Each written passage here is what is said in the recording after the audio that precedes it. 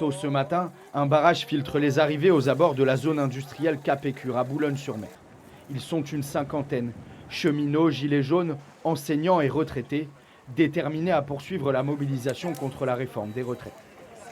Comme chaque fois, le gouvernement, il aurait dû déjà donner d'une manière précise quel était son projet, mais comme c'est en fonction de la mobilisation qu'il va se dire tiens, je vais céder là-dessus, ça va être la clause du grand frère, la clause du grand-père, il veut nous enfumer quoi, pour faire en sorte que le mouvement s'éteigne et qu'après il puisse dire je fais ce que je veux. Quoi. Vous n'y croyez plus ? Non, on n'y croit plus.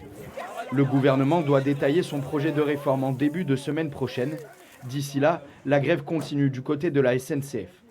Réunis en assemblée générale ce matin, les cheminots de Boulogne-sur-Mer décident de reconduire le mouvement. La gare restera fermée aujourd'hui. Les cheminots veulent maintenir la pression sur le gouvernement. Je pense qu'on incite d'ailleurs tous les salariés à construire des modalités pour que le gouvernement et l'entreprise ressentent vraiment la colère des gens. La détermination, répétée comme un leitmotiv. Syndicats et gilets jaunes convergent ensuite vers l'hôpital en soutien aux services de santé en grève.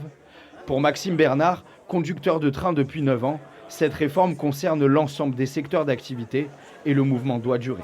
Vu le peu de confiance qu'on a envers ce gouvernement, je pense qu'on ira jusqu'au bout, jusqu'au retrait de cette réforme, parce qu'on connaît la méthode du 49-3, donc on va nous annoncer des négociations. On sait très bien qu'on ne peut pas leur faire confiance. Donc à part le retrait, nous on ne voit pas de solution à ça. Un climat social tendu et un soutien fort de l'opinion.